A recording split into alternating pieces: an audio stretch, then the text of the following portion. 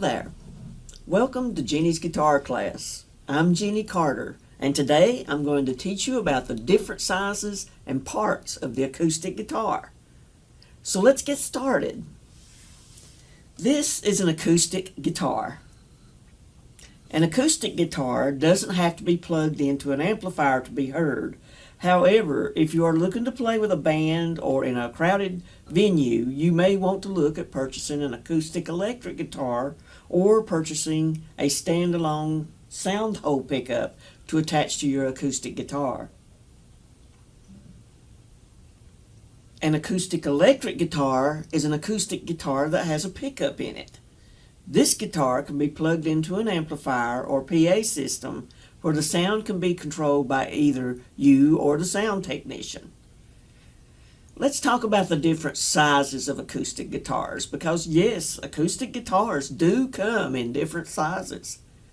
Some of those sizes are half size. A half size guitar is generally a children's guitar. It is about 30 inches in length. It is the smallest of the acoustic guitars that are not considered classical guitars. And we will talk more about classical guitars later. 3/4 size.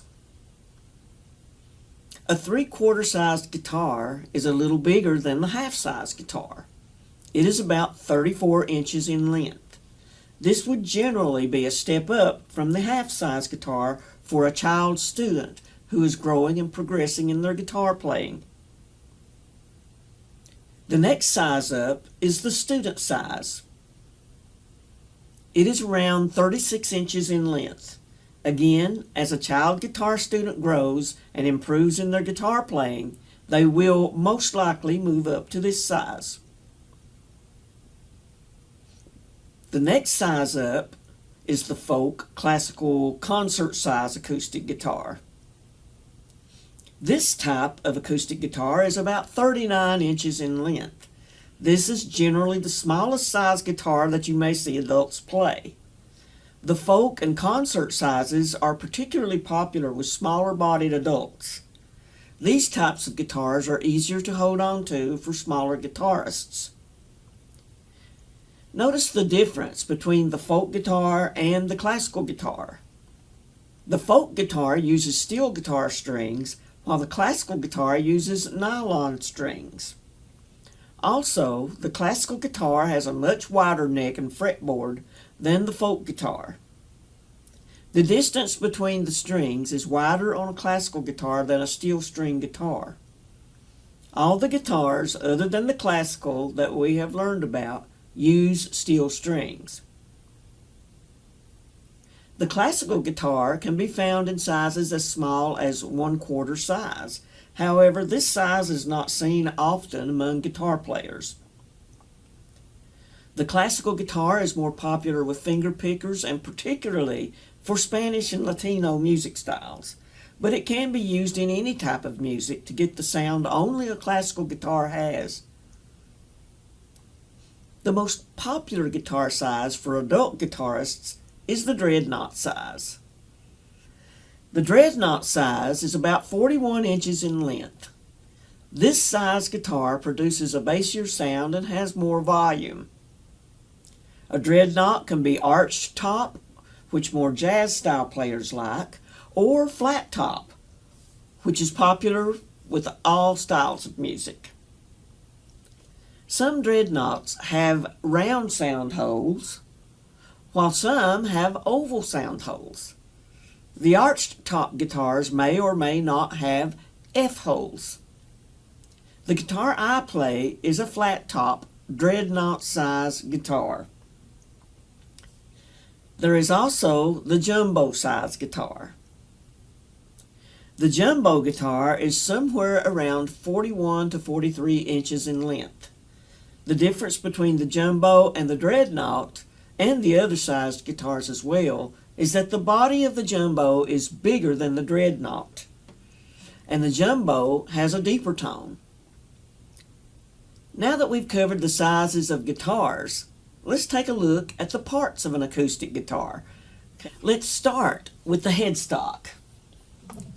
The headstock holds the tuning keys, also called machines or machine heads, and the posts that the strings are wound around. You will generally find the brand name of the guitar on the headstock. The tuning keys, or technically the machines or machine heads, are used to tighten or loosen the strings, which changes the pitch of the string from a lower pitched sound to a higher pitched sound, and vice versa, and are the devices used to tune the guitar. The machines may be sealed, open where you can see the gears, or covered where the gears are hidden. The posts are part of the tuning keys or machines. They have a hole in the post that the string is threaded through and then wrapped around and wound around the post in order to tune the guitar. The nut is generally white, cream, or black in color and can be made of plastic, bone, or graphite, just to name a few materials. The nut has slots in it where the strings lay. The nut helps keep the string width consistent and keeps the strings from laying down on the fretboard of the guitar. The fretboard, also called fingerboard, usually has position markers, which are the white dots, or in my case, the large squares, that help you know where you're at on the fretboard when you are playing. Notice the double dots on the fretboard at the 12th fret.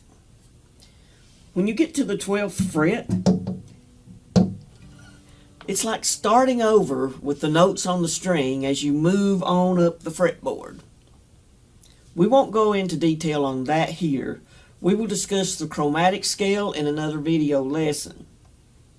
The fretboard is where you place your fingers to play the guitar, either to make chords or to pick out individual strings.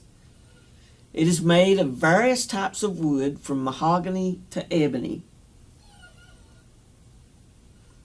The fretboard also has several metal strips called frets that help you know which fret you are playing at. Anything behind the metal strip, and I'm referring to this area, this is the metal fret, this is the area behind, is considered first fret.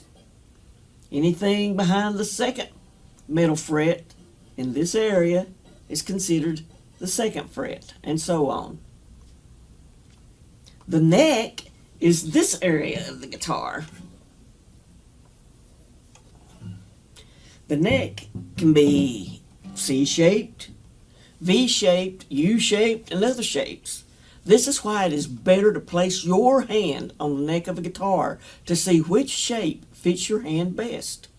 If you are a beginning guitar player, I recommend visiting your local guitar store and letting the salesperson help you with your guitar purchase. This way you can put your hands on the guitar to see how it feels and how it sounds and how the strings lay, etc. This is the sound hole. This is where the majority of sound comes from on your acoustic guitar. If an acoustic guitar doesn't have a pickup in it, you could, if you needed to, place an external pickup in the sound hole to allow you to plug into an amplifier. The design around a sound hole is called the rosette. You will see all kinds of different designs here as decoration for the guitar. The pick guard comes in different shapes, sizes, colors, or designs. And the purpose of the pick guard is to protect the top of the guitar from damage while you're playing. This is the bridge. The bridge contains the saddle, which is where the strings lay across. And like the nut, it can be made of plastic, bone, or graphite, or some other material. If you didn't have the saddle and the nut on the guitar, your strings would just lay on the wood of the guitar, and you wouldn't be able to get any sound out of your guitar at all. It would just be a piece of wire slapping against wood with no musical tone. The bridge also contains the bridge pins. Bridge pins are tapered and are generally made of white or black plastic or bone, graphite, or other materials. The bridge pins also have a slot in them, and their purpose is to hold the ball end of the guitar string in place and keep the string from slipping out. You may also hear people call the bridge pins guitar pegs. The bridge pins slide into the holes on the bridge. The sounding board is the top of the guitar. This wood vibrates when the guitar is played and is largely responsible for the tone of the guitar. There is also the back and the sides of the guitar, which can be made of various types of wood. You may also have strap buttons on your guitar. One strap button would be located at the bottom of the guitar, and the other would be located on the neck of the guitar. The strap button is used to hold a guitar strap in place for guitarists who like or need to stand while playing the guitar. All right, these are the basic parts and sizes of the acoustic guitar. So when someone talks about a nut or a tuning machine, you will know what they are referring to. I hope you enjoyed and learned something from this video. If you'd like to see more of Jenny's Guitar Class videos, please like and subscribe to my channel. Thank you for watching, and I'll see you next time.